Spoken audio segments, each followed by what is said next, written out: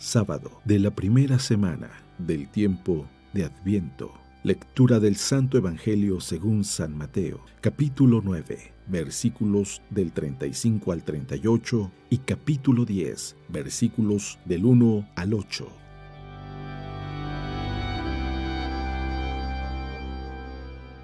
En aquel tiempo, Jesús recorría todas las ciudades y los pueblos, enseñando en las sinagogas, predicando el evangelio del reino y curando toda enfermedad y dolencia. Al ver a las multitudes, se compadecía de ellas porque estaban extenuadas y desamparadas como ovejas sin pastor.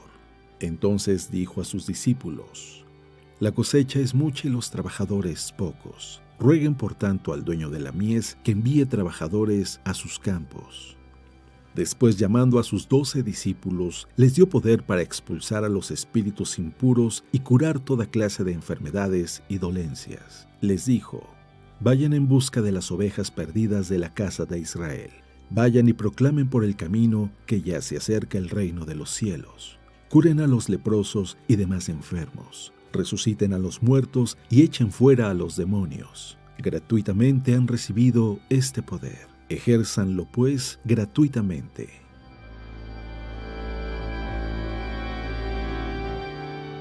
Palabra de Dios.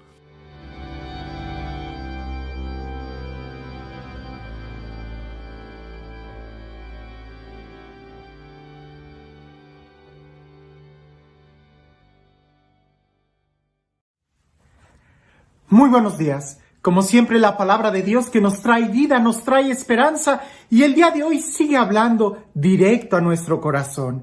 Pongamos atención para escuchar lo que quiere decirnos. Y dice así: En aquel tiempo, Jesús recorría todas las ciudades y los pueblos, enseñando en las sinagogas, predicando el evangelio del reino y curando toda enfermedad y dolencia. Al ver a las multitudes, se compadecía de ellas, porque estaban extenuadas y desamparadas como ovejas sin pastor. Entonces dijo a sus discípulos: La cosecha es mucha y los trabajadores pocos. Rueguen por tanto al dueño de la mies que envíe trabajadores a su campo. Después llamó a sus 12 discípulos. Les dio poder para expulsar a los espíritus impuros y curar toda clase de enfermedades y dolencias. Les dijo: Vayan en busca de las ovejas perdidas de la casa de Israel. Vayan y proclamen por el camino que ya se acerca el reino de los cielos. Curen a los leprosos y demás enfermos. Resuciten a los muertos y echen fuera a los demonios. Gratuitamente han recibido este poder. Ejérzanlo, pues, gratuitamente. Hay algo que nos debe de llamar mucho la atención cuando leemos el Evangelio. Primero, te pone de relieve que Jesús veía las necesidades. Segundo, se compadecía. No era una persona indiferente a las necesidades del pueblo. Era alguien que caminaba, que observaba, que veía el dolor y se compadecía. Incluso de tal manera dice que se compadecía de ellas porque las veía extenuadas, las veía cansadas, veía que eran pueblo que parecía que no tenían pastor. De tal manera era el amor de Dios, de Jesús, que logra ver no solamente las necesidades exteriores de un pueblo que quizás pudiera estar pobre, sino que más bien lo que más le enternece y le conmueve a Jesús es el cansancio que llevan por no tener dirección, por no tener guía. Ahora, parece que el trabajo era mucho, de tal manera que rebasaba los límites y las fuerzas de Jesús, pues le dice a sus discípulos: rueguen al dueño de la mies que envíe más operarios. Incluso, esto es lo más bonito, manda llamar a sus discípulos y les encomienda que sigan haciendo la obra que él hacía. Sanar a los enfermos, resucitar a los muertos, predicar el evangelio. Pero a veces se nos olvida esto. Vamos a un lugar y queremos predicar el evangelio y eso es bueno. Pero hay un paso anterior que en el Evangelio lo dice muy claro y que a veces todos aquellos que salimos y predicamos el Evangelio no lo tomamos en cuenta. El primer paso es mirar la necesidad. Segundo paso, compadecernos. Y hasta después sería el predicar. Porque llegar a un pueblo y tratar de ofrecer una medicina sin antes revisar cuál es la enfermedad puede ser muy peligroso. Claro, alguien puede decir, todo mundo necesita el Evangelio, indudablemente. Pero primero tendríamos que ver cómo se los presentamos. Todo mundo necesita la salud, pero hay que ver qué medicina es la que les damos. Todo mundo necesita conocer a Dios, pero hay que ver primero cómo se los vamos a presentar. Por eso en la evangelización, lo primero y lo fundamental es observar muy bien, ver quién es la gente a la que les vamos a llevar el mensaje y después sentir el dolor de la gente, del pueblo. Y una vez que nos hayamos asociado a ese dolor, que lo hayamos hecho nuestro, será entonces cuando podamos compartir. Será entonces cuando nuestras palabras no sonarán como ideas utópicas, sino que podrán tener raíz en el corazón de las personas que nos van a escuchar. Alguien me podrá decir, bueno, padre, tú me estás hablando de ir a un pueblo, de ir a otro lugar. Esto que te estoy diciendo también se aplica a lo más cercano, a tu propia familia. A veces quieres hablarle a tus hijos sin antes escucharlos. A veces quieres regañar sin antes haber tratado de entender qué fue lo que pasó. Te voy a contar dos experiencias. Una, a mí me pasó. Y otra, un sacerdote nos la contó cuando nos estaba dando la clase de la confesión. Empiezo con la de este sacerdote. Él nos estaba dando la clase de moral, ¿verdad? Y nos habló un poco sobre el sacramento de la reconciliación. Y él dice que nunca olvidó una de sus primeras confesiones, porque él traía toda la teología, toda la moral, traía toda la ilusión de un sacerdote recién ordenado, que cuando esa persona se acerca a confesar con él, le dice, padre, aborté. Y se queda en silencio la mujer. Y el padre empieza a regañarla y a regañarla. Le dice, pero que no sabías que eso es un asesinato y esto y esto y esto. Y la mujer empieza a llorar y llorar. Y ya cuando el padre termina de darle todo el sermón, le dice, ¿y bueno? Y ella le dice, bueno, padre, pero es que yo no quería abortar. Yo no quería perder a ese niño. Y el padre le dice, ¿y entonces a qué te refieres? Pues tuve una enfermedad y se complicó todo y yo peleaba por el niño, yo quería tenerlo, pero se me murió en el vientre y traigo ese dolor adentro en mi interior porque tuve que ir con el doctor y me están pidiendo que me haga un degrado y no sé qué hacer. Y al padre le cambió totalmente la mente y sintió, él describe que le cayó un balde de agua fría y le dice, perdóname hija, no sabía bien lo que te estabas refiriendo. El niño todavía lo tienes en el vientre. Y la mujer llorando le dice, sí, padre, pero ya me dijeron que se murió, que ya lo aborté y yo todavía quiero seguir con la esperanza de tenerlo y los doctores me dicen que me tengo que hacer un degrado porque no está bajando y todas las complicaciones. Y ya el padre totalmente se sintió muy mal, le dio el consejo, la consoló y saliendo de ahí el padre fue a confesarse de que había pecado de falta de caridad. Dio un consejo, un regaño, predicó sobre la importancia de la vida a la persona equivocada. Hay que escuchar muy bien y después compadecernos.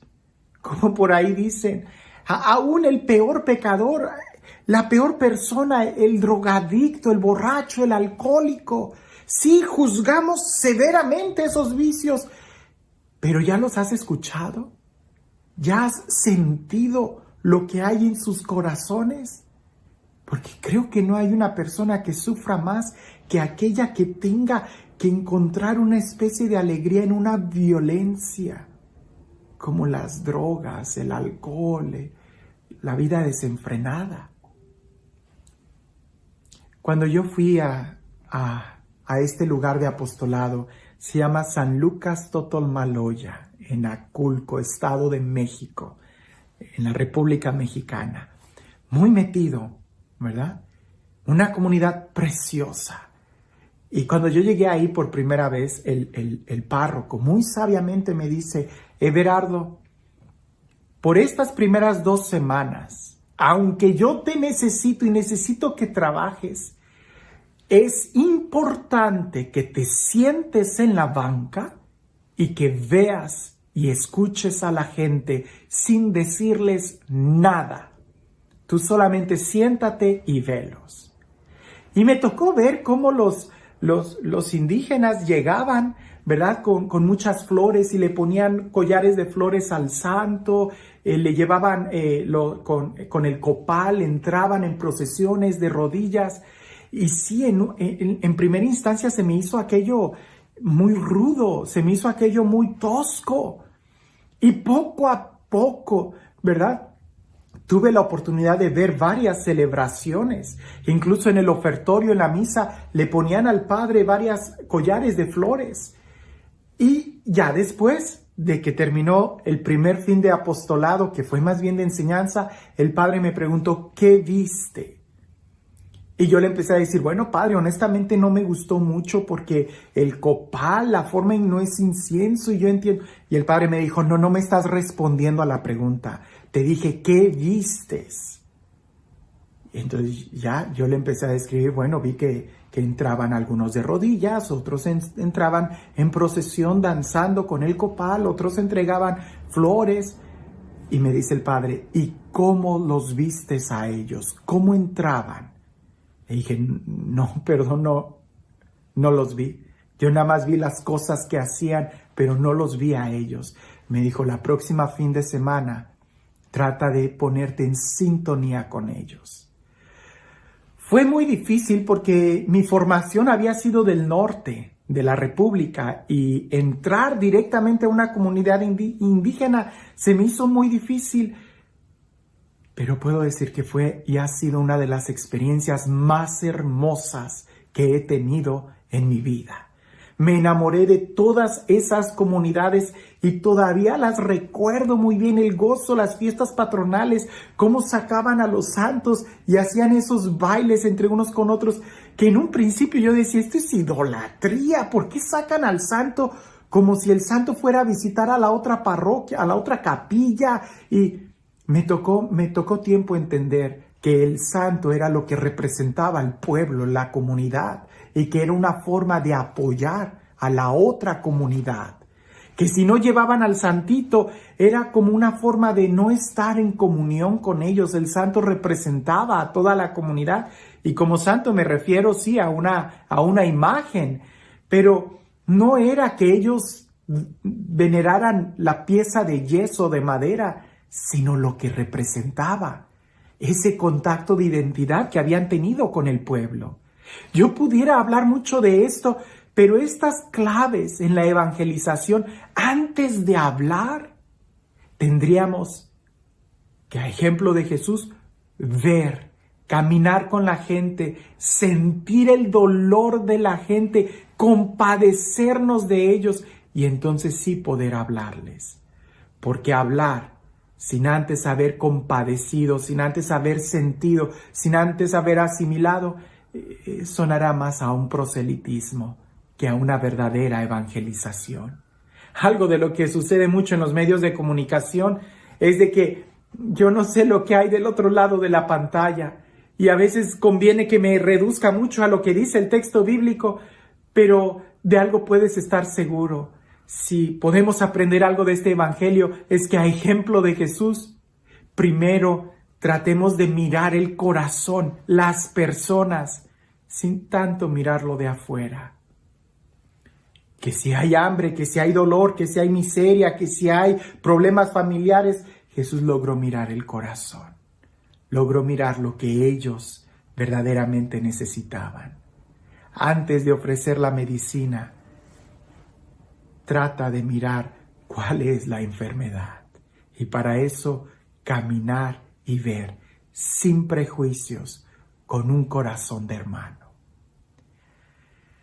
Y este Dios, el Dios que camina con nosotros, el Dios que nos escucha, el Dios que se compadece de nosotros, el Dios que habla nuestro propio idioma, el Dios que a través de muchos signos se acerca a nuestra realidad y nos entiende, el Dios que siendo eterno se encarna y entra a nuestra historia, se reviste de humanidad.